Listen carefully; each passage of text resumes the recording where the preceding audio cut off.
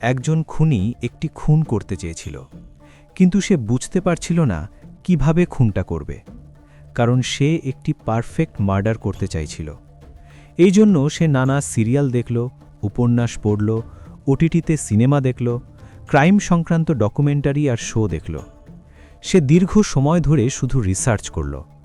আর যখন সে এই সব কিছু দেখে ফেলল, তখন তার মাথায় একটা আইডিয়া এলো। এখন সেই আইডিয়াকে বাস্তবায়িত করতে তাকে প্রতিটি ধাপের পরিকল্পনা করতে হলো, এ থেকে জেড পর্যন্ত। এই জন্য সে আসলে একটা স্ক্রিপ্ট লেখা শুরু করল, একটি খুনের স্ক্রিপ্ট, একটি পারফেক্ট খুনের স্ক্রিপ্ট। আর যখন তার পরিকল্পনা সম্পূর্ণ হয়ে গেল, তখন সে সেই পারফেক্ট খুনটি করে ফেলল। 6 নভেম্বর 2018 সাল, রাজস্থানের সিকার জেলার একটি হাইওয়ের পাশে কিছু অচেনা মানুষের চোখে একটি লাশ পড়ে। পুলিশকে খবর দেওয়া হয়। পুলিশ ঘটনাস্থলে পৌঁছে যায়। তদন্ত করে লাশটি উদ্ধার করে হাসপাতালে পাঠানো হয়। লাশের অবস্থা দেখে প্রথম নজরেই পরিষ্কার হয়ে গিয়েছিল এটি একটি খুনের ঘটনা। কিন্তু খুনির কাছে পৌঁছতে হলে আগে মৃত ব্যক্তির পরিচয় জানা জরুরি ছিল। পুলিশ অনেক চেষ্টা করল, কিন্তু না তার কাপড়ে কোনো আইডি কার্ড পাওয়া গেল, না এমন কোনো চিহ্ন যার মাধ্যমে তার পরিচয় জানা সম্ভব। এরপর পুলিশ মৃতদেহের ছবি তোলে, তার পরিচয় জানার জন্য নানা চেষ্টা করে, পোস্টার ছাপায়, লিফলেট বিলি করে এবং লাশটি মর্গে সংরক্ষণ করে রাখা হয়। তার সমস্ত স্যাম্পল, ভিসেরা, ডিএনএ, ফিঙ্গারপ্রিন্ট সংগ্রহ করা হয়। ছবি ও ভিডিওগ্রাফিও করা হয়। এখন পুলিশ শুধু অপেক্ষা করছিল কেউ যদি মৃত ব্যক্তিকে চিনতে পারে তাহলে হয়তো খুনির কাছে পৌঁছানো যাবে। কিন্তু সময় কেটে যেতে লাগল। না মৃত ব্যক্তির কোনো পরিচয় পাওয়া গেল, না খুনির। সিকার পুলিশের ডায়েরিতে কেসটি আস্তে আস্তে পুরনো হতে শুরু করল। নতুন নতুন কেসের ভিড়ে এই ফাইলটি ধুলো জমতে থাকা আলমারির এক কোণায় ঠাঁই নিল। ধীরে ধীরে এই কেসটি পুলিশের স্মৃতি থেকে মুছে যেতে শুরু করল। পুলিশের মনে হলো হয়তো মৃত ব্যক্তি কোনো বাইরের লোক ছিল যে হাইওয়ে দিয়ে যাচ্ছিল আর তাকে হত্যা করে তার লাশ এখানে ফেলে দেওয়া হয়েছে। হয়তো সে রাজস্থানের নয়, আশেপাশের অন্য কোনো রাজ্যেরও নয়। দীর্ঘ সময় পর্যন্ত যখন কোনো তথ্য পাওয়া গেল না, তখন পুলিশ একটি শেষ সিদ্ধান্ত নিল। মৃত ব্যক্তির সব গুরুত্বপূর্ণ স্যাম্পেল ও ডিএনএ সংরক্ষণ করে রাখা হলো, যাতে ভবিষ্যতে কোনো তথ্য পাওয়া গেলে তার পরিচয় নিশ্চিত করা যায়। কিন্তু একটি লাশ অনির্দিষ্ট সময় পর্যন্ত মর্গে রাখা সম্ভব নয়। তাই শেষ পর্যন্ত পুলিশ তার শেষকৃত্য সম্পন্ন করে। পোস্টমর্টেম আগেই হয়ে গিয়েছিল, ছবি তোলা হয়েছিল এবং সমস্ত প্রমাণ পুলিশের রেকর্ডে সংরক্ষিত ছিল। ধীরে ধীরে সিকার পুলিশ এই মামলাটিকে প্রায় ভুলেই গিয়েছিল। কিন্তু হঠাৎ করেই উত্তরাখণ্ড পুলিশের একটি টিম রাজস্থানের সিকার এলাকায় এসে পৌঁছায়। 5-6 জন পুলিশ সদস্য একটি গাড়িতে করে এসে সরাসরি থানার প্রাঙ্গণে গিয়ে থামে। তারা নিজেদের পরিচয়পত্র দেখিয়ে জানায় তারা দেরাদুন পুলিশ থেকে এসেছে এবং একটি মামলার তদন্তে সাহায্য প্রয়োজন। যখন তাদের জিজ্ঞেস করা হলো কোন মামলায় সাহায্য দরকার, তখন তারা একটি ছবি বের করে সিকার পুলিশের সামনে দেখায়। আমরা এই লোকটিকে খুঁজছি। ছবিটি দেখেই সিকার পুলিশের একজন কর্মকর্তার পুরনো স্মৃতি ফিরে আসে। তিনি সঙ্গে সঙ্গে ছবিটি চিনতে পারেন এবং বলেন, স্যার, আমি এই লোকটিকে চিনি। একথা শুনে দেরাদুন পুলিশ খুশি হয়ে যায়, কারণ যাকে খুঁজতে তারা শত শত কিলোমিটার পথ পেরিয়ে সিকার পর্যন্ত এসেছে তার সম্পর্কে অবশেষে কিছু তথ্য পাওয়া যাবে। তারা দ্রুত জিজ্ঞেস করে সে কোথায় আছে। তখন সিকার পুলিশ একটি ফাইলের গুচ্ছ বের করে দেরাদুন পুলিশের সামনে রেখে বলে, আপনারা যাকে খুঁজছেন সেই ফাইলের মধ্যেই আছে, কারণ এখন সেই পৃথিবীতে আর নেই। দেরাদুন পুলিশ এই কথা শুনে একেবারে হতবাক হয়ে যায়। তারা সঙ্গে সঙ্গে জিজ্ঞেস করে, সরাসরি বলুন আসলে কি ঘটেছিল। সিকার পুলিশ জানায় প্রায় 10 মাস আগে 6 নভেম্বর 2018 সালে সিকার হাইওয়ের পাশে একটি লাশ পাওয়া গিয়েছিল। সেই মৃতদেহের পরিচয় জানার জন্য তারা অনেক চেষ্টা করেছিল। আশেপাশের রাজ্যগুলোতেও ছবিটা পাঠানো হয়েছিল, কিন্তু কেউই তাকে চিনতে পারেনি। কয়েক মাস ধরে কোনো সূত্র না পাওয়ায় পুলিশ মৃতদেহের প্রয়োজনীয় স্যাম্পল ও ছবি সংরক্ষণ করে শেষ পর্যন্ত তার শেষকৃত্য সম্পন্ন করে। যখন দেরাদুন পুলিশ সেই ফাইলটি দেখল, তারা অবাক হয়ে গেল। ছবিটি তাদের সামনে স্পষ্ট ছিল। এরপর দেরাদুন পুলিশ কয়েকজন মানুষকে সিকার ডেকে পাঠায়। তারা থানায় পৌঁছলে পুলিশ তাদের সেই ছবি দেখায়। এই মানুষগুলো আর কেউ নয়, সেই ব্যক্তিরই আত্মীয় স্বজন। ছবিটি দেখেই তারা কান্নায় ভেঙে পড়ে এবং বলে, এটা আমাদের ছেলে অজয়। পরিবার জানায় অজয় নেশার অভ্যেসে জড়িয়ে পড়েছিল। একবার ঝগড়ার সময় তার হাতে একটি খুন হয়ে যায়। পরে সে জামিনে ছাড়া পায়। এই ঘটনার পর পরিবার ও সমাজে তাদের বদনাম ছড়িয়ে পড়ে, তাই পরিবারের লোকজন তাকে বাড়ি থেকে বের করে দেয় এবং আর কখনো তার খোঁজ খবর নেয়নি। তারা জানতই না যে অজয় আর বেঁচে নেই। দেরাদুন পুলিশের জন্য এটি ছিল এক চমকে দেওয়া তথ্য। যাকে খুঁজতে তারা রাজস্থান পর্যন্ত এসেছিল সে তো অনেক আগেই মারা গেছে। কিন্তু আরও অবাক করার বিষয় ছিল, যে খুনের মামলায় অজয়কে খোঁজা হচ্ছিল সেই খুনটি ঘটেছিল অজয়ের মৃত্যুর পরে। অর্থাৎ একজন মৃত মানুষ কিভাবে খুন করতে পারে? এই প্রশ্নই দেরাদুন পুলিশের মনে সন্দেহ জাগায়। এই মামলায় নিশ্চয়ই বড় কোনো গড়বড় আছে। তারা দেরাদুনে ফিরে গিয়ে নতুন করে তদন্ত শুরু করে। আর এই নতুন তদন্তে যে গল্প সামনে আসে তা যেন এক পারফেক্ট মার্ডারের স্ক্রিপ্ট, একটি এমন স্ক্রিপ্ট যা টানা 10 মাস ধরে লেখা হচ্ছিল। আসলে এই গল্পের শুরু হয় অশোক এবং তার স্ত্রী কামনাকে নিয়ে। অশোক একজন ইঞ্জিনিয়ার ছিল এবং একটি কোম্পানিতে কাজ করত। তার চাকরি ছিল দেরাদুন, যদিও সে মূলত অন্য একটি শহরের বাসিন্দা ছিল। দেরাদুনে অশোক ভাড়া বাড়িতে থাকত, কিন্তু তার জীবনে এমন কিছু ঘটেছিল যা পুরো গল্পটাকে ঘুরিয়ে দেয়। ঘটনাটা হলো, অশোক যে ভাড়া বাড়িতে থাকত কাকতালীয়ভাবে সেই একই জায়গায় একটি বিউটি পার্লার ছিল, যার মালিক ছিল এক মেয়ে কামনা। পাশাপাশি থাকার কারণে অশোক এবং কামনার মধ্যে প্রায়ই দেখা সাক্ষাৎ হতো। ধীরে ধীরে তারা একে অপরের প্রেমে পড়ে যায়। যখন বিষয়টা বিয়ে পর্যন্ত পৌঁছায় তখন কামনার পরিবার একটি শর্ত দেয়, বিয়ে করতে হলে কোর্ট ম্যারেজ করতে হবে। তাদের ভয় ছিল আজকাল অনেক ছেলে বিয়ের পর স্ত্রীকে ছেড়ে দেয়, কিন্তু অশোক এবং কামনা একে অপরকে সত্যিই ভালোবাসত। তাই তারা সেই শর্ত মেনে নেয় এবং পরিবারের সম্মতিতে বিয়ে করে। বিয়ের পর সবকিছু ঠিকঠাক চলছিল, তাদের একটি মেয়েও হয়। কিন্তু তাদের জীবনে আরও বড় কিছু ঘটার অপেক্ষা করছিল। কারণ অশোকের এক পিসির ছেলে ছিল অজয়। তারা শুধু কাজিনই নয়, ছোটবেলা থেকে খুব ভালো বন্ধু ছিল। অজয় প্রথমে স্বাভাবিক একটি ছেলে ছিল, কিন্তু ধীরে ধীরে সে নেশার মধ্যে জড়িয়ে পড়ে। একদিন ঝগড়ার সময় তার হাতে একটি খুন হয়ে যায়। তার কপালে খুনি তকমা লেগে যায়, যদিও পরে সে জামিনে ছাড়া পায়। এরপর পরিবার তাকে বাড়ি থেকে বের করে দেয়। অজয়ের আর কোনো আশ্রয় ছিল না, তাই সে দেরাদুনে চলে আসে। অশোক তাকে ভালোবাসা এবং বন্ধুত্বের খাতিরে নিজের কাছে রাখে এবং বলে, তুই এখানেই থাক, কোনো সমস্যা নেই। কিছুদিন পর অশোকের বিয়ে হয়ে যায় এবং সে কামনার সঙ্গে থাকতে শুরু করে, যদিও অশোক অজয়ের জন্য আলাদা থাকার ব্যবস্থা করে দিয়েছিল। এদিকে বিয়ের পর কামনা তার বিউটি পার্লারের ব্যবসা আরও বড় করতে চাইছিল। এই সময়েই অশোকেরও নিজের কিছু করার ইচ্ছা হলো। তাই অশোক, কামনা এবং অজয় মিলে একটি লোন নেয়। মোট ঋণের পরিমাণ ছিল প্রায় ৭০ লক্ষ টাকা। এর মধ্যে সবচেয়ে বড় অংশটি নেওয়া হয়েছিল কামনার বিউটি পার্লারের নামে। লোন নেওয়ার পর থেকেই অশোকের জীবনে অশান্তি শুরু হয়। প্রথমবার সে অনুভব করতে থাকে যে কামনার হয়তো অন্য কারো সঙ্গে সম্পর্ক রয়েছে। অশোকের সন্দেহ ছিল এই সম্পর্ক অন্য কারো সঙ্গে নয়, বরং সেই ব্যাংক এজেন্টের সঙ্গে যে তাদের লোন পেতে সাহায্য করেছিল। কারণ ওই এজেন্ট প্রায়ই তাদের বাড়িতে আসত, কখনো কাগজপত্রের জন্য, কখনো ডকুমেন্ট যাচাই করতে। অশোক বহুবার কামনাকে তার সঙ্গে কথা বলতে দেখেছিল, অনেক সময় ফোনেও দীর্ঘক্ষণ কথা হতো। এসব দেখে অশোকের মনে কামনার চরিত্র নিয়ে সন্দেহ জন্মায়। যখন অশোক এই বিষয়টি নিয়ে কামনার সঙ্গে কথা বলে তখন কামনা নিজেকে নির্দোষ প্রমাণ করার চেষ্টা করে। সে বলে, তুমি যেমন ভাবছো তেমন কিছুই নয়। কিন্তু অশোকের সন্দেহ কমেনি। এখন স্বামী স্ত্রীর মধ্যে প্রায় প্রতিদিনই ঝগড়া হতে থাকে। অশোকের মনে এই ধারণা আরও গভীর হতে থাকে যে কামনা তাকে প্রতারণা করছে। ধীরে ধীরে এই সন্দেহ রাগ আর ঘৃণায় পরিণত হয়। এই পরিস্থিতিতে একদিন অশোক ভাবল, এখন কি করা যায়? ঠিক তখনই তার মাথায় এক ভয়ঙ্কর চিন্তা আসে, কামনাকে খুন করে ফেলবে। তার মনে হয় যদি কামনা মারা যায় তাহলে সে প্রতিশোধ নিতে পারবে। আর যে ৭০ লক্ষ টাকার লোন ছিল তার মধ্যে প্রায় ৫০ লক্ষই কামনার নামে। যদি কামনা না থাকে তাহলে সেই ঋণ পরিশোধ করার কেউ থাকবে না, অর্থাৎ সমস্ত সম্পত্তি এবং ব্যবসা তার নিজের হয়ে যাবে। এইভাবেই অশোকের মনে এক ভয়ঙ্কর ষড়যন্ত্র জন্ম নেয়, একটি পারফেক্ট মার্ডারের পরিকল্পনা। কামনার প্রতি তার মনে তখন গভীর ঘৃণা জমে গেছে। সে নিজের স্ত্রীকে জীবন থেকে সরিয়ে দিতে চাইছিল।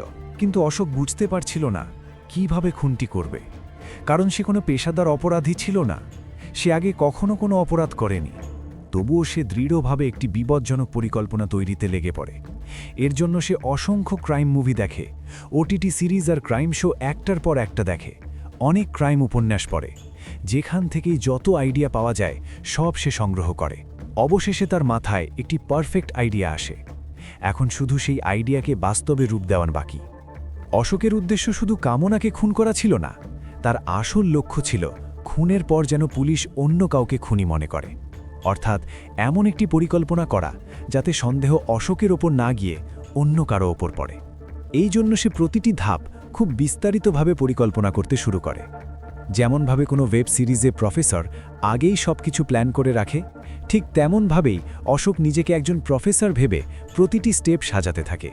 এই সময় তার মাথায় প্রথম যে চরিত্রটি আসে তার নাম অজয়। অশোকের কাছে অজয় ছিল একেবারে পারফেক্ট বলির পাঠা, কারণ অজয় ছিল তার পিসির ছেলে এবং ছোটবেলার বন্ধু। কিন্তু তখন তার অবস্থা খুবই খারাপ।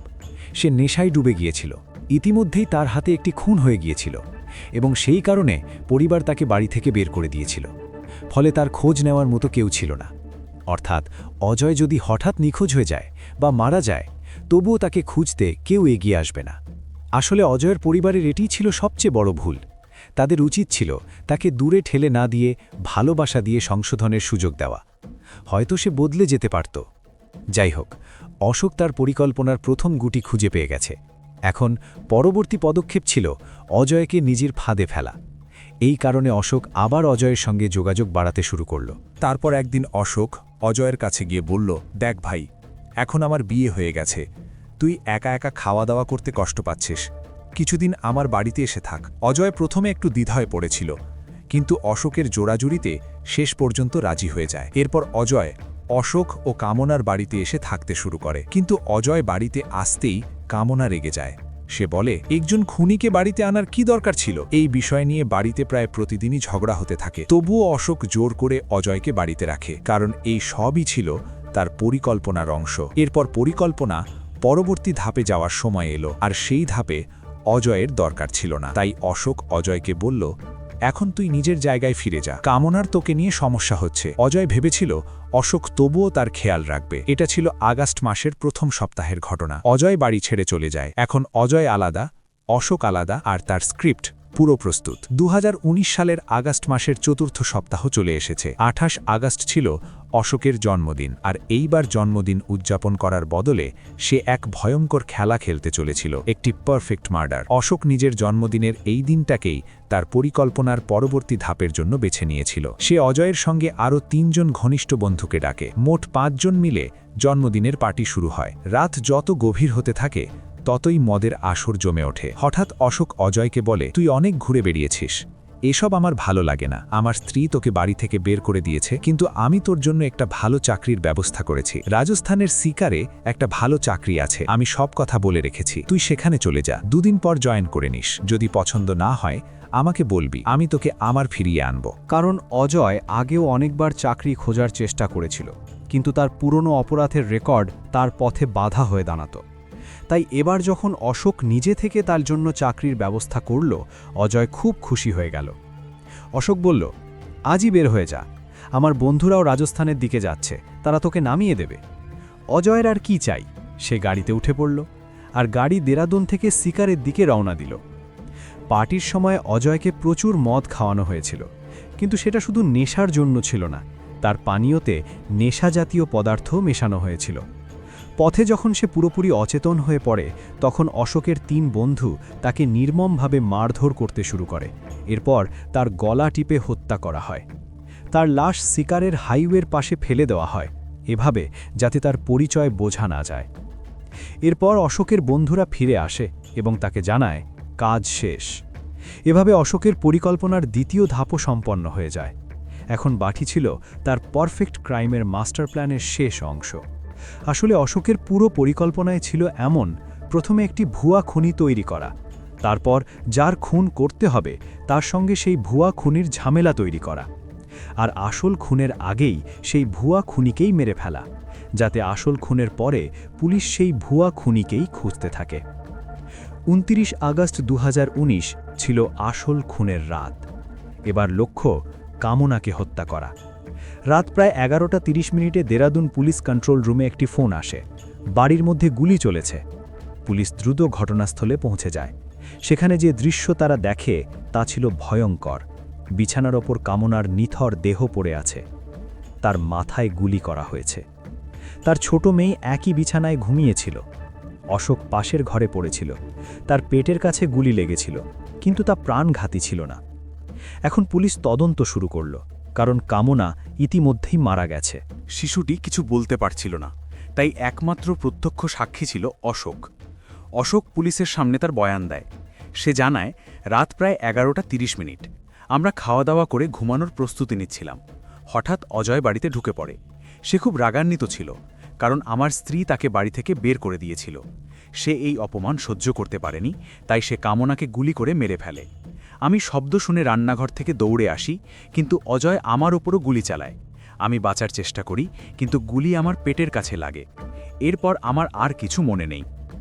অশোকের এই বয়ান নেওয়ার পর পুলিশ তদন্ত শুরু করে। প্রাথমিক তদন্তে জানা যায়, অজয় অনেক দিন ধরেই অশোকের বাড়িতে থাকত। কামনার পরিবারের সঙ্গে কথা বলে পুলিশ জানতে পারে, তারা একেবারেই পছন্দ করত না যে অজয় তাদের বাড়িতে থাকুক, কারণ তার বিরুদ্ধে আগেই খুনের অভিযোগ ছিল। এই সব তথ্য থেকে পুলিশের কাছেও প্রথমে মনে হয় অজয়ই আসল খুনি, যে কামনাকে হত্যা করেছে এবং অশোকের ওপরও হামলা করেছে। এরপর দেরাদুন পুলিশ অজয়ের খোঁজ শুরু করে। তাদের ধারণা ছিল খুন করার পর অজয় কোথাও পালিয়ে লুকিয়ে আছে, কিন্তু সব জায়গায় খোঁজ করেও কোনো সূত্র পাওয়া যায়নি। তার মোবাইল ফোনও বন্ধ ছিল, এবং এমন কোনো সাক্ষীও মেলেনি যে তাকে খুনের পর দেখেছে। কয়েক সপ্তাহ কেটে গেল, কিন্তু পুলিশের হাতে কিছুই এলো না। ধীরে ধীরে পুলিশের মনে সন্দেহ জন্মায়, হয়তো তারা ভুল পথে তদন্ত করছে এবং কাউকে ইচ্ছাকৃতভাবে বিভ্রান্ত করা হয়েছে। তাই তারা নতুন করে এই মামলাটি তদন্ত করার সিদ্ধান্ত নেয়। পুলিশ অশোকের মোবাইল ফোনকে নজরদারিতে রাখে এবং তার কল ডিটেল রেকর্ড বের করে। তদন্তে জানা যায়, অশোকের সঙ্গে অজয়ের নিয়মিত যোগাযোগ ছিল, কিন্তু এর পাশাপাশি আরও কিছু নম্বর ছিল যাদের সঙ্গে সে বারবার কথা বলছিল। পুলিশ বিশেষভাবে 3টি নম্বর খুঁজে পায়, যেগুলোর সঙ্গে অশোক সবচেয়ে বেশি কথা বলেছিল, বিশেষ করে সেই দিন যেদিন অজয়কে বাড়ি থেকে বের করে দেওয়া হয়েছিল এবং যেদিন রাতে কামনার খুন হয়েছিল। যখন এই নম্বরগুলো সম্পর্কে অশোককে জিজ্ঞেস করা হয়, সে জানায় এরা তার ছোটবেলার বন্ধু। পুলিশ প্রথমে ভেবেছিল হয়তো সে সত্যিই বলছে, কিন্তু সবচেয়ে চমকপ্রদ বিষয় ছিল খুনের পর এই 3টি নম্বর থেকে অশোককে একবারও ফোন করা হয়নি। সাধারণত এমন সময় বন্ধুরা সমবেদনা জানাতে ফোন করে বা দেখা করতে আসে, কিন্তু এই 3 জন পুরোপুরি গায়েব ছিল। এতেই পুলিশের সন্দেহ আরও গভীর হয়। পুলিশ সেই 3টি নম্বর ট্র্যাক করে এবং তাদের মধ্যে 2 জনকে ধরে ফেলে। আলাদা আলাদা জিজ্ঞাসাবাদে তারা নিজেদের অপরাধ স্বীকার করে। তারা জানায় তারা নিজেরা কোনো খুন করেনি, বরং অশোকই তাদের অজয়কে খুন করতে বলেছিল। এই কথা শুনে পুলিশ হতবাক হয়ে যায়, কারণ তারা তো কামনার খুনের তদন্ত করছিল, কিন্তু এখন বিষয়টি অজয়ের খুন পর্যন্ত গড়িয়েছে। পুলিশ তখন বুঝতে পারে এটি শুধু একটি খুনের ঘটনা নয়, বরং 2টি হত্যার একটি সুপরিকল্পিত ষড়যন্ত্র। এরপর 3য় বন্ধুকেও খুঁজে বের করা হয়। তার বয়ানের পর পুরো সত্য সামনে আসে। অশোককে 3 জন বন্ধুর সামনে বসিয়ে কড়া জিজ্ঞাসাবাদ করা হয়। অবশেষে অশোক নিজের অপরাধ স্বীকার করে। সে জানায় সে আগেই পুরো পরিকল্পনা করে রেখেছিল। অশোকের আসল উদ্দেশ্য ছিল শুধু তার স্ত্রী কামনাকে হত্যা করা, কিন্তু সে এটাও চেয়েছিল যাতে পুলিশ অন্য কাউকে খুনি মনে করে। এই কারণেই সে আগে এমন একজনকে খুন করায় যাকে পুলিশ সবচেয়ে বড় সন্দেহভাজন হিসেবে ধরে নিতে পারে। অজয়কে নিজের ফাঁদে ফেলতে সে তাকে চাকরির লোভ দেখিয়েছিল। গাড়িতে তুলে নিয়ে যাওয়ার পর নিজের বন্ধুদের সাহায্যে অশোক অজয়কে পথ থেকে সরিয়ে দেয়। এরপর সে কামনাকে হত্যা করে এবং পুরো ঘটনাকে এমনভাবে সাজায় যাতে পুলিশ অজয়ের খোঁজেই ব্যস্ত হয়ে পড়ে। কিন্তু শেষ পর্যন্ত অশোকের এই ভয়ঙ্কর ষড়যন্ত্র ফাঁস হয়ে যায়। সত্য সামনে আসার পর দেরাদুন পুলিশ সঙ্গে সঙ্গে শিকারে গিয়ে অজয়ের লাশ শনাক্ত করে। এরপর অশোক এবং তার 3 বন্ধুকে গ্রেপ্তার করা হয়। অশোকের পারফেক্ট মার্ডার প্ল্যান সম্পূর্ণভাবে ব্যর্থ হয়ে যায়। তাদের বিরুদ্ধে দ্বৈত হত্যাকাণ্ডের মামলা দায়ের করা হয়েছে। বর্তমানে সবাই জেলে রয়েছে এবং মামলার বিচার প্রক্রিয়া চলছে। এখনও পর্যন্ত এই মামলার রায় ঘোষণা করা হয়নি, তবে যখনই রায় আসবে তার আপডেট অবশ্যই জানানো হবে। এই ঘটনা আমাদের একটা বড় শিক্ষা দেয়। বিশ্বাস, বোঝাপড়া এবং ধৈর্যের মাধ্যমে সম্পর্ককে সামলানো উচিত, রাগ বা অপরাধের পথ বেছে নেওয়া নয়। কারণ অপরাধ যতই নিখুঁতভাবে পরিকল্পনা করা হোক না কেন, একদিন সত্য প্রকাশ পাই। তাই সবসময় সঠিক পথে চলুন এবং জীবনকে ভালোবাসা ও সততার সঙ্গে এগিয়ে নিয়ে যান। এই পুরো ঘটনাটি নিয়ে আপনার কি মতামত কমেন্টে অবশ্যই জানান।